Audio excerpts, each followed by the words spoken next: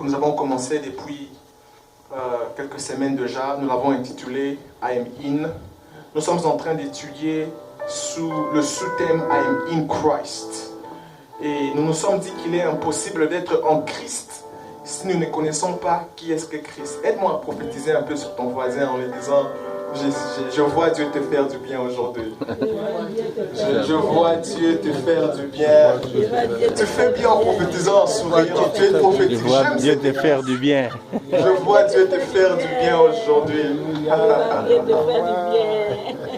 Je suis content de voir de nouveaux visages. Je suis content de voir des personnes que j'ai vues il y a très longtemps. Je suis très honoré par votre présence. Et nous allons commencer par Genèse chapitre 3 ce soir. Merci Seigneur. Genèse chapitre 3. Nous continuons dans le même thème. Je serai en train de vouloir finir ce que nous avons commencé la semaine passée. Genèse chapitre 3, nous lirons le verset 14 et 15.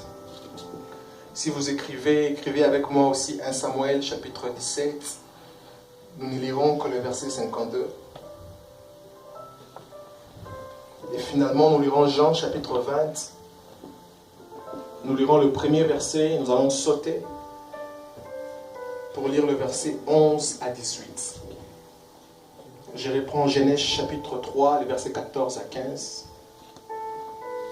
1 Samuel chapitre 17, nous n'allons lire que le verset 54. Jean chapitre 20, nous lirons le premier verset seulement.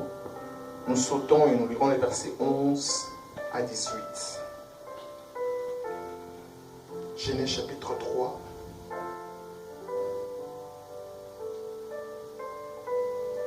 Quelqu'un aime Jésus ici? Yes. Yes. L'Éternel, Dieu dit au serpent, puisque tu as fait cela, tu seras maudit entre tous les bétails et entre tous les animaux de champ. Tu marcheras sur ton ventre et tu mangeras de la poussière tout le jour de ta vie. Je mettrai inimitié entre toi et la femme, ta postérité et sa postérité. J'aime comment ça finit en disant, celle-ci t'écrasera la tête et tu lui blesseras le talon. Allons dans 1 Samuel chapitre 17.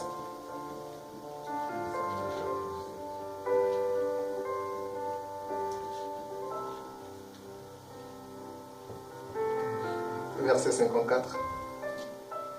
Praise to your name. Verset 54. David prit la tête du Philistin et la porta à Jérusalem, et il mit dans sa tente les armes du Philistin. Wow. Je vais commencer un peu plus tôt pour que nous comprenions, parce que je ne veux pas sous-estimer que tout le monde connaît. Je commence au verset 49. Il mit la main dans sa gibecière et il prit une pierre, il la lança dans sa fronde. Il frappa les Philistins au front et la pierre s'enfonçant dans le front du Philistin, qui tomba les visages contre terre. Ainsi, avec une fronde et une pierre, David fut plus fort que les Philistins. Il les terrassa et lui ôta la vie sans avoir d'épée entre la main. Il courut, s'arrêta près du Philistin, se saisit de son épée qu'il tira du fourreau, les tua en coupant la tête. Les Philistins, voyant que leur héros était mort, prirent la fuite. Et les hommes d'Israël et de Juda poussèrent des cris et allèrent à la poursuite des Philistins jusque dans la vallée, jusqu'aux portes de Cron. Les Philistins blessés à mort tombèrent dans le chemin de Charaïm jusqu'à Gath et jusqu'à Écron. Les enfants d'Israël revinrent de la poursuite des Philistins et pillèrent leur camp. Les versets 54, maintenant c'est là que nous avons lu. David prit la tête du Philistin et la porta à Jérusalem. Il mit dans sa tente les armes du Philistin. Le dernier texte sera dans Jean chapitre 20.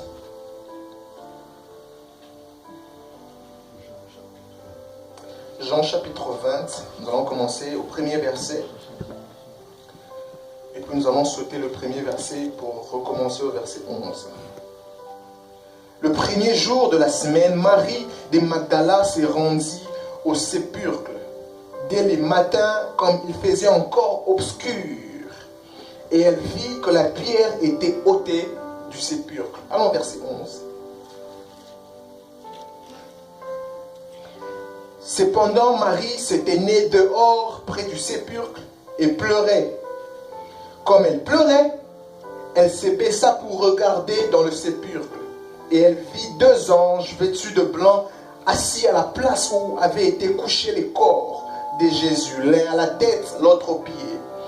Ils lui dirent, « Femme, pourquoi pleures-tu » Elle leur répondit, « Parce qu'ils ont enlevé mon Seigneur et je ne sais où ils l'ont mis. » En disant cela, elle se retourna et vit Jésus debout, mais elle ne savait pas que c'était Jésus. Aïe, aïe, aïe. Jésus lui dit, « Femme, pourquoi pleures-tu? Qui cherches-tu » Elle pensa que c'était le jardinier, lui dit, « Seigneur, si c'est toi qui l'as emporté, dis-moi où tu l'as mis et je le prendrai. » Jésus lui dit, « Marie. » Elle se retourna. Elle dit en hébreu, « Rabouni », c'est-à-dire maître. Jésus lui dit, « Ne me touche pas, car je ne suis pas encore monté vers mon Père. Mais va me trouver, pas mes disciples, va me trouver mes frères. Et dis-leur que je monte vers mon Père et votre Père. Yes. Vers mon Dieu et votre Dieu. » Marie de Magdala alla annoncer aux disciples qu'elle avait vu le Seigneur et qu'il lui avait dit ces choses. Amen, amen. I am in. Et nous sommes en train de parler sous le thème I am in Christ. Nous avons commencé le voyage de le texte de Matthieu chapitre 16 que nous n'avons pas lu ce soir. C'est Jésus qui, en une mini-retraite avec ses disciples, leur posant la question de savoir qu'est-ce que les hommes disent de moi. Eux tous répondent en disant, certains disent tu es ceci, les autres disent que tu es cela, certains disent que tu es Jérémie, d'autres disent que tu es Jean-Baptiste, d'autres disent que tu n'es qu'un prophète. Et il dit alors, que dites-vous que je suis? Tout le monde se tait. Pierre prend la parole, dit, tu es le Fils de Dieu, le Messie. Alors Jésus le dit, oh Pierre, la chair et le sang ne t'ont pas révélé ces choses. Nous avons commencé dès la semaine passée en se disant que c'est la manière la plus médiocre que de connaître Christ, si ce n'est que de le connaître de la manière liée à la chair et au sang. Nous avons dit on peut connaître Christ, mais le connaître de manière liée à la chair, c'est-à-dire de manière charnelle. Les motivations qui t'ont amené à courir vers Christ étaient des motivations charnelles. Nous avons vu de conventions, de croisades, où des personnes, pendant qu'ils étaient en train de prêcher, étaient en train de valoriser l'enfer. Vous irez en enfer, donnez votre vie à Christ, vous irez en enfer. Ainsi, plusieurs ont donné la vie à Christ parce qu'ils ont eu peur de l'enfer, non pas parce qu'ils ont voulu rencontrer la personne du Christ. Ça paraît être spirituel. Toutes les fois qu'on nous prêche, on nous exalte comment l'enfer sera chaleureux, il y aura un feu, on nous fait peur de l'enfer. Et à cause de cette peur, plusieurs courent vers le Christ. Quel était le moteur qui vous avait poussé, vous, à courir vers Christ? Il est possible que ce moteur soit une raison qui n'était que charnelle. La peur, par exemple. Et dit, ce n'est pas la chair qui t'a révélé ces choses, ni les sangs. On s'était dit les sangs, et c'est qui vient d'un lien, qui vient d'une connexion. Parce qu'on est simplement né d'une famille chrétienne, on nous a amenés à l'église chaque fois, on s'est retrouvés à l'église, mais nous n'avons jamais nous-mêmes eu une relation avec Christ. J'aime le fait que je suis moi-même né d'une famille chrétienne. J'ai commencé à apprendre sur les préliminaires du Christ à la maison, mais il a fallu un jour ou que de moi-même, je sente mon cœur avoir envie de rencontrer la personne du Christ. Ainsi, ma prière ce soir, c'est que si tout le monde ici a déjà une relation avec Christ, Que cette relation soit basée sur la révélation de la personne du Christ. Non pas sur la chair, non pas sur le sang, mais sur la révélation de la personne du Christ. Vous savez qu'est-ce qui a poussé Christ à venir? Ce n'est pas parce qu'il avait peur que nous allions en enfer.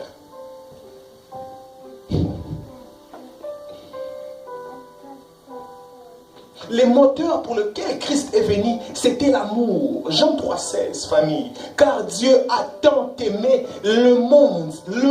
Dieu a aimé les mondes. Si dans ce monde, il n'y avait pas des hommes pécheurs, Christ ne viendrait pas. Christ est venu parce qu'il a aimé les mondes dans leur faiblesse. Il les a aimés tels qu'ils sont, mais Christ a un plan à transformer leur vie.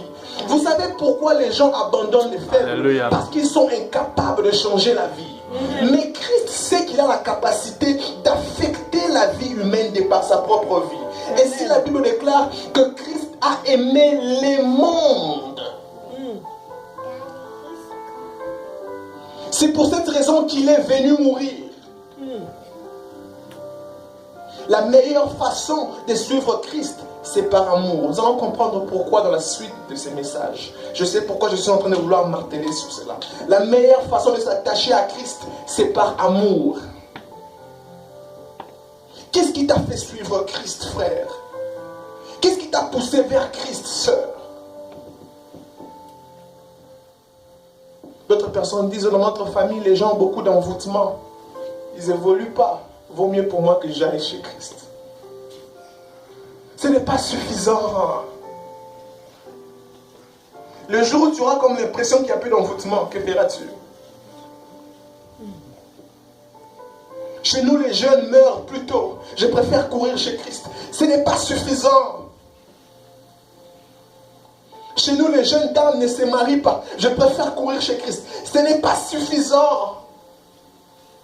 Il paraît que dans ma famille, il y a beaucoup de la sorcellerie. Je préfère aller chez Christ. Ce n'est pas la vraie raison. On va vers Christ par amour. C'est d'abord une rencontre de cœur à cœur. Amen. Amen. Voici, je me tiens à la porte de ton cœur et je frappe. Si quelqu'un entend ma voix et ouvre, j'entrerai, je soupirai, je dignerai. Ça commence d'abord par les cœurs. Il dit à Pierre, wow, Pierre, ce n'est pas la chair et les sangs qui t'ont révélé ces choses, mais c'est mon Père qui est dans les cieux. Amen. Nous avons commencé par là. Nous avons compris que la révélation de la personne du Christ ne vient pas par la chair et le sang, mais elle vient par révélation. La première révélation que nous avons reçue du Christ, nous avons compris que Christ est la parole. Amen. Au commencement, son nom n'était pas Jésus. Jésus est le nom charnel attaché à la personne du Christ. Et pour votre information, Jésus était un nom régulier comme tout autre nom. Comme Hervé, au Congo, il y a beaucoup d'Hervé au Congo. Sortez dans une avenue, criez seulement Hervé. Il y aurait un petit qui s'appelle Hervé. C'est comme Michel en Côte d'Ivoire. Il y a beaucoup de Michel en Côte d'Ivoire. Francky, c'est quel nom chez vous là-bas? Quel est le nom qui est fréquent au Cameroun? Aucune idée? Franck ou bien Mboma? Voilà. Il y a toujours de ce nom comme ça qui sont fréquents partout. Et Jésus était aussi l'un de ce nom comme ça. C'est-à-dire, vous sortirez sur les rues de Jérusalem, vous criez Jésus. Vous verrez les petits en culotte sortir, nombreux. Parce que c'était un type de nom commun. Mais dans un nom commun était attachée une divinité. Amen. Nous avons dit, au commencement, il ne s'appelait pas Jésus, il s'appelait la parole. Amen. C'est ainsi qu'il est difficile de le voir dès le commencement. Au commencement, nous avons vu la Bible déclare que Dieu créa le ciel et la terre, que l'esprit s'est mouvé sur les eaux. Et Dieu dit, il s'est caché dans la parole parce qu'il était la parole. Amen. Jean dit de lui qu'au commencement était la parole était avec Dieu, la parole était Dieu. Amen. Partout où Dieu était, la parole était. Amen. Jean dit au commencement, elle était avec Dieu et elle était Dieu. Amen. Elle ne s'était jamais détachée de Dieu. Partout où on voit Dieu, on voit la parole. Et partout où on voit la parole, on voit Dieu. Amen. Amen. Et Dieu commence à montrer comment il voulait changer le monde lorsqu'il donne la prophétie ici dans Genèse chapitre 3, le verset 15.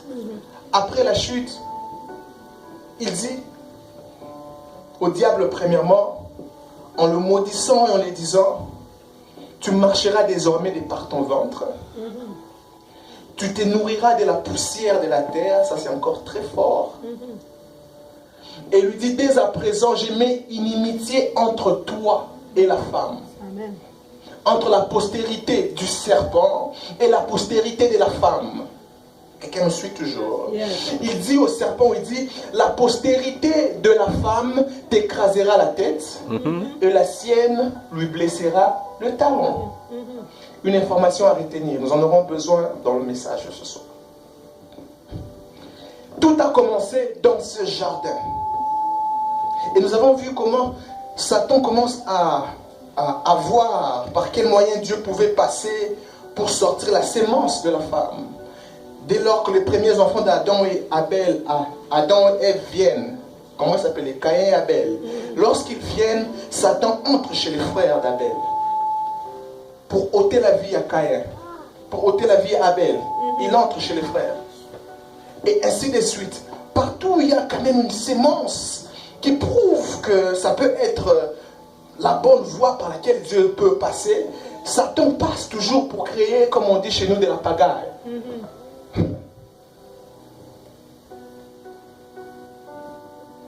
Dans Genèse chapitre 6, la Bible déclare que les fils des hommes sont descendus et qu'ils trouvèrent que les filles des hommes étaient belles. Les fils de Dieu ont vu que les filles des hommes étaient belles et qu'ils allèrent vers eux, vers elles, les filles.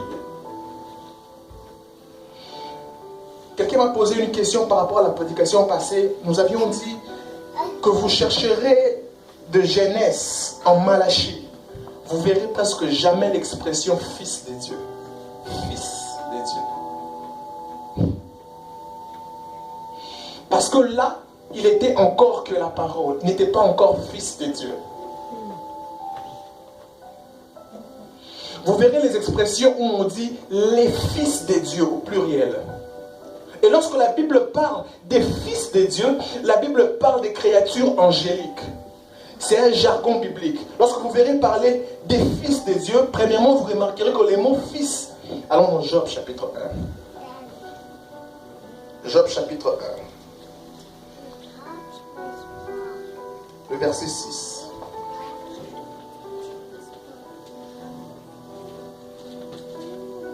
Job chapitre 1, le verset 6.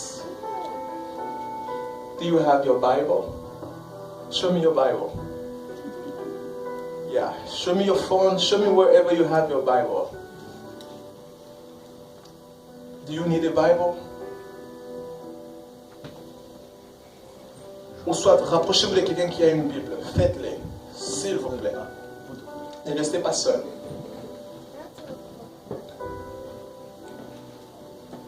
Il y a une autre Bible ici, voilà. Il y a une autre Bible ici. Quelqu'un a besoin d'une Bible? Donne à Loris la Bible là. Voilà. Job chapitre 1, verset 6.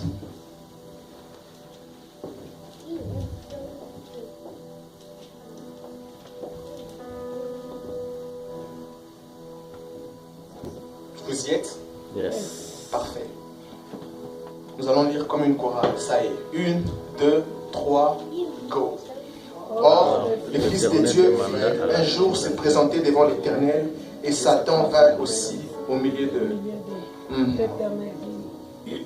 On peut s'arrêter seulement là, merci. Allez au chapitre 2. Allons au verset 1. Le chapitre 2, le verset 1. Le chapitre 2, le verset 1. Ça va carrément dire la même phrase. Nous sommes là encore. 1, 2, 3, go. Devant l'Éternel, et Satan vint aussi au milieu d'eux, se présenter devant l'Éternel. Parfait. Vous verrez souvent l'expression parlant des fils de Dieu. Vous ne verrez pas l'expression parlant du Fils de Dieu. Parce que là, il n'était pas encore fils de Dieu. Je suis en train de prendre du temps à parler de ça parce que ce sont des messages qu'on donne en séminaire. Je dois normalement prendre le temps d'enseigner ça lundi, mardi, mercredi, jeudi, vendredi, samedi, et puis dimanche. Chaque jour, j'aurais bien enseigné.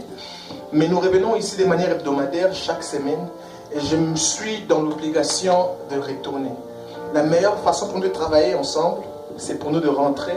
Nous laissons les vidéos online, rentrer et nourrissez-vous de cela. Et ça va nous mettre sur la même page. Alors, lorsque vous verrez la Bible parler des fils des dieux, la Bible parle des anges. Quelqu'un m'a posé la question en disant, mais pasteur, tu disais qu'il n'a jamais eu des fils des dieux. Comment est-ce que j'ai vu des fils des dieux? C'est à cette question que je suis en train de vouloir répondre. Parce que quelqu'un peut avoir la même question aussi.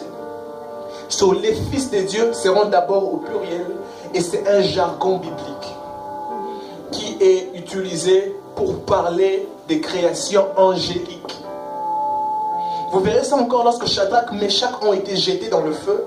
La Bible déclare que le roi Nebuchadnezzar vient, regarde, il dit, n'avons-nous pas jeté 3 personnes dans le feu? Et qui est cette 4e personne qui ressemble au fils des dieux? Quand vous voyez ça, il écrit des dieux au pluriel. Au fils des dieux, de plusieurs dieux. Il était païen, ça. Il ne connaissait pas mieux. Si vous lirez dans la Bible, vous ne verrez pas le fils des dieux. Là, il était encore la parole. Alors, Genèse chapitre 6 maintenant montre que les fils des dieux sont descendus. Ils ont eu des relations avec les filles des hommes.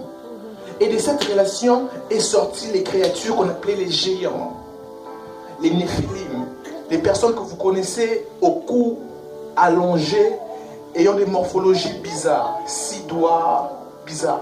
Ces personnes avaient des puissances surnaturelles. Ce qui faisait que là où ils étaient, on leur vénérait. Et de manière à ce que quand on a commencé à vouloir avoir des rois dans les nations, on commençait directement à mettre ces personnes-là comme des rois. C'est comme ça aussi que lorsque vous lisez la Bible, vous verrez qu'on parle aussi des fils des dieux comme des rois. C'était des personnes ayant des super pouvoirs. C'était une relation sortant de la nature des anges déchus, ayant une relation avec les femmes. C'était la sémence du serpent.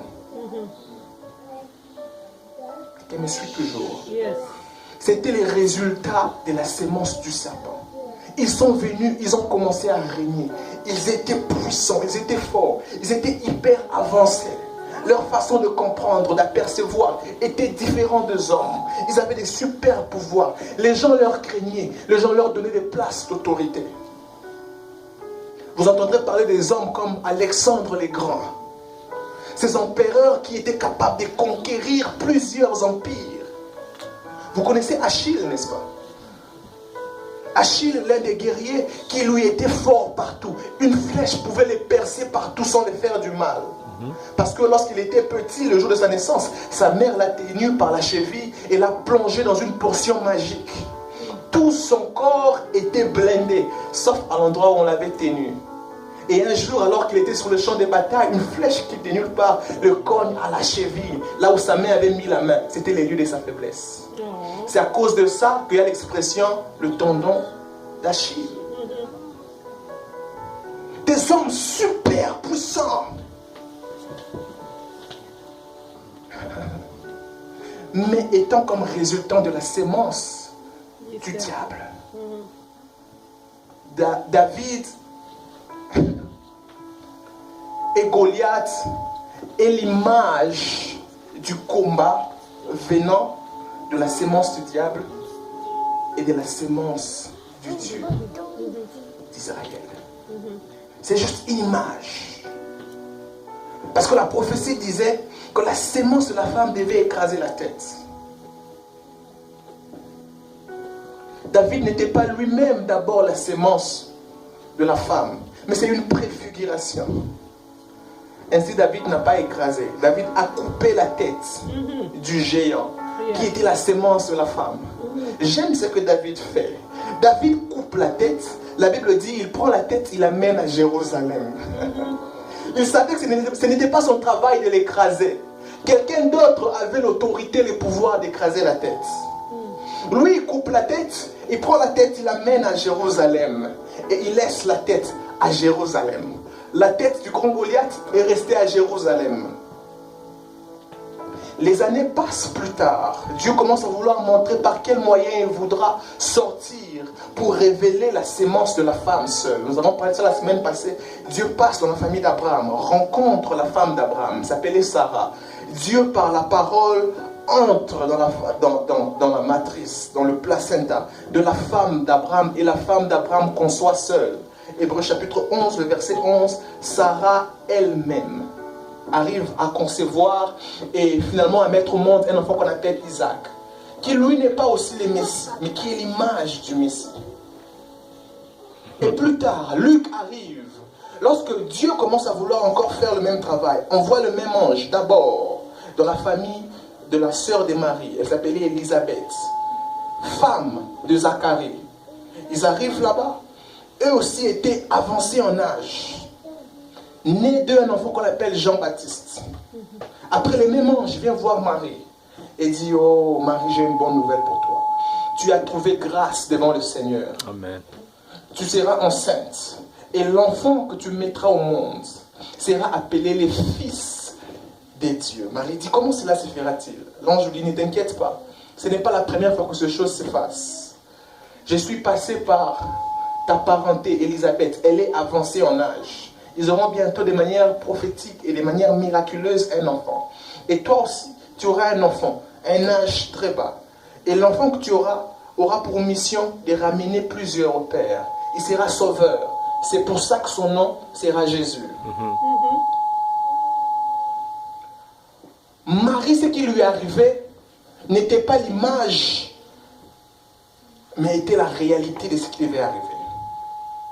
Marie commence à être porteur de la vraie chose. Parce que cette fois-là aussi maintenant, Marie arrive à avoir un enfant sans la sémence de quoi que ce soit. C'est maintenant là la sémence de la femme seule qui conçoit.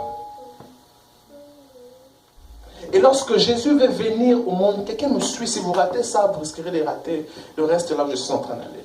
Et lorsque Jésus veut naître, Dieu ne change pas la formule de la création. Rappelez-vous, tout a commencé au jardin. Le premier Adam avait été créé comment? C'était quelque chose de la terre que Dieu prend, qu'il façonne, pendant que l'esprit se mouvait, n'est-ce pas? Et puis Dieu prend quelque chose de la terre qu'il façonne, mais après qu'il souffle, et l'homme devint un être vivant. Lorsque Dieu veut mettre Jésus en vigueur, Dieu ne change pas de formule. Dieu prend quelque chose de la terre. Il disait: l'Esprit de Dieu va te couvrir, Marie. L'ombre du Tout-Puissant va te couvrir. Dieu prend quelque chose de la terre et quelque chose du divin, crée un autre Adam. On lui donne le nom de Jésus.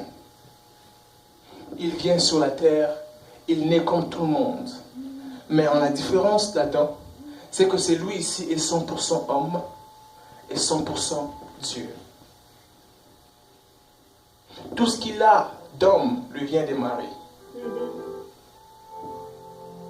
Et tout ce qu'il a de Dieu lui vient de son Père. Marie lui a conçu par la puissance de la parole. Et c'est comme ça que pour la première fois, la parole est devenue fils. Hébreux chapitre 1, allons là-bas. Hébreux chapitre 1. C'est pour là que la parole est devenue fils. Il n'a jamais été fils avant ça. Hébreux chapitre 1.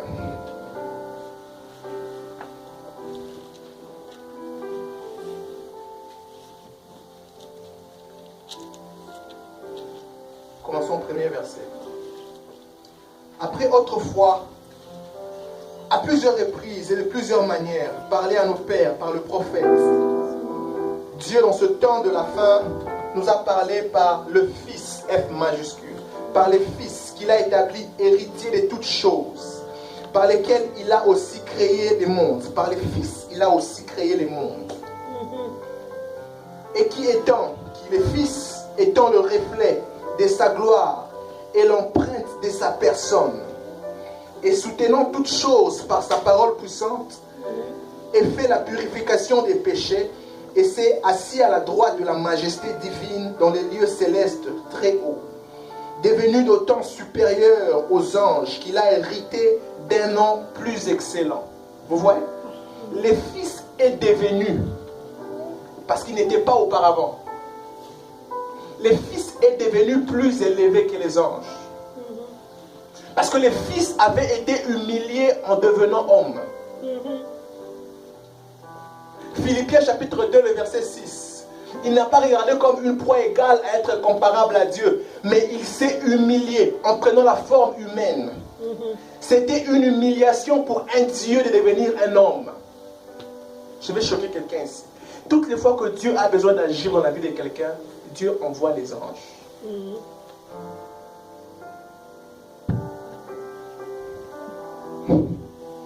Ce n'est pas Dieu qui plie les manches de sa chemise et qui entre en vigueur. Il est trop puissant pour ça. Ce n'est même pas Dieu qui a collé Satan et qui l'a chassé du ciel. No way. C'est un ange anonyme qui a viré Satan du ciel. Il n'y a pas match entre Dieu et Satan. Il n'y aura pas. Dieu est le créateur, Satan est la créature. Toutes les fois que Dieu veut agir, il envoie un ange. Un ange suffit pour apporter l'œuvre de Dieu. Amen.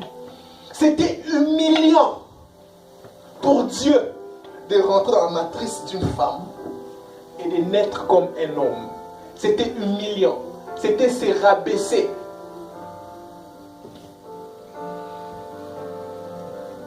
Et naissant, il n'est né pas dans une maison de luxe.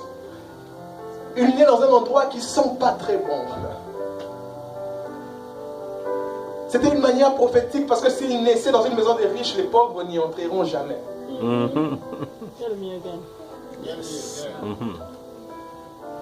Fallait qu'il naisse à un endroit où les pauvres et les riches auront accès. La Bible dit que les mages ont quitté où ils étaient. Ils ont voyagé parce qu'ils ont compris qu'il y a quelque chose là-bas. Amen.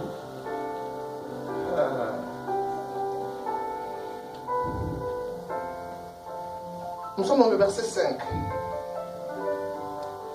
Car auquel des anges Dieu a-t-il jamais dit, tu es mon fils? Je t'ai engendré aujourd'hui. Remarquez que le mot fils, c'est avec F majuscule. Je t'ai engendré aujourd'hui. Et encore, je serai pour lui père et il sera pour moi un fils. Et lorsqu'il introduit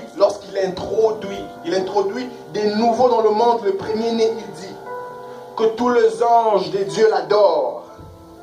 De plus en plus, il dit aux anges, c'est lui qui fait des anges devant les serviteurs des flammes de feu. Mais il dit au Fils, F majuscule, ton trône, ô Dieu. Il dit au Fils. Ceux qui doutent encore que le Fils est Dieu, ça c'est l'une des écritures qui fait asseoir la vérité que le Fils est Dieu. Amen. Le Père dit au Fils, ton trône, ô Dieu, des majuscules, est éternel. Le sceptre de ton règne est un sceptre d'équité. Tu as aimé la justice et tu as haï l'iniquité. C'est pourquoi, ô Dieu, ton Dieu t'a oint. Là, c'est Dieu qui parle à Dieu. C'est pourquoi, ô Dieu, ton Dieu t'a oint d'une huile de joie au-dessus de tes égaux. Et encore, toi, Seigneur, tu as au commencement fondé la terre et les cieux sont l'ouvrage de ta main. Amen. Ça, c'est parlant du Fils. Il a introduit. Et lorsqu'il a introduit le Fils, maintenant, il a donné le Fils le nom qui est au-dessus de tout le nom. Amen. Afin qu'au nom du Fils, que tout genou fléchisse dans les cieux, sur la terre et sous la terre, et que toute langue confesse qu'il est Seigneur. Amen.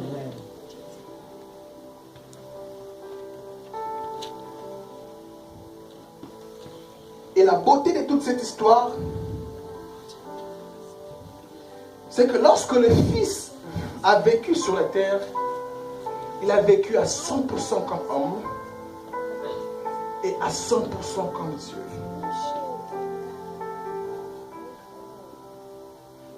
C'était un miracle pour les anges de voir ce type de choses. Une folie pour les sages de voir Dieu marcher sur les rues, de voir Dieu dormir, de voir Dieu avoir soif, de voir Dieu étant fatigué de longs voyages, que les vents soufflent sous la barque, mais lui s'endort.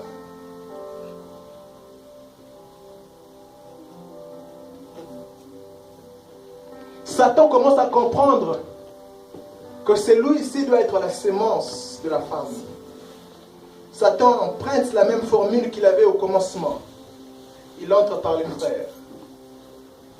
Il entre par disciples pour mettre fin à la vie de celui qui semblait être la sémence de la femme. Ne sachant pas que cette fois-là, il s'est mis dans le piège parce que celui-là était venu pour mourir. Amen. Maintenant, le jour où on veut tuer Jésus, on les fait porter la croix. Et comme bizarre, ils ont choisi le crucifier à Jérusalem. L'endroit qui voulait le crucifier s'appelait Golgotha. Golgotha veut dire deux choses. Golgotha veut dire les lieux des calvaires, mais Golgotha veut aussi dire les lieux du crâne. Ils ont pris la croix, ils ont donné à Jésus, les conduisant au lieu du crâne. Et là, ils ont planté sa croix, ils lui ont blessé la tête, ils lui ont blessé les côtés, ils l'avaient déjà fouetté dans tout le corps, et ils lui ont blessé les pieds. Ils lui ont troué les pieds. Après qu'il lui ait troué les pieds, Jésus dit, Tétélestai, tout est accompli. Amen.